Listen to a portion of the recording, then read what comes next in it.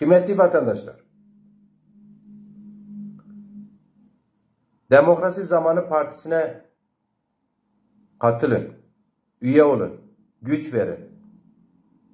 Demokrasi Zamanı Partisi bu ülkenin bir gerçeğidir.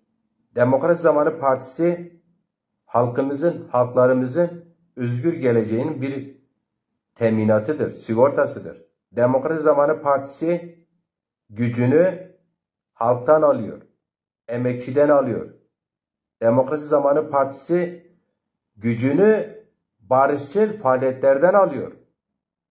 Demokrasi Zamanı Partisi gücünü öteki bütün ezilenlerin, sınıfların, milletlerden alıyor.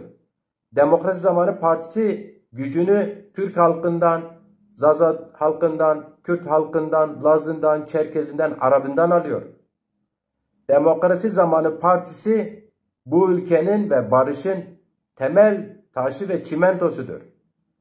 Demokrasi Zamanı Partisi'ne katılın, üye olun, insan katın. Yürütmüş olduğumuz özellikle TRT Zazaki ve yine yürütmüş olduğumuz Milli Eğitim Müfredatı'ndaki Zaza dilinin müstakil ibaresi için imza kampanyasına destek olun, sahip çıkın, imza verin, imza toplayın.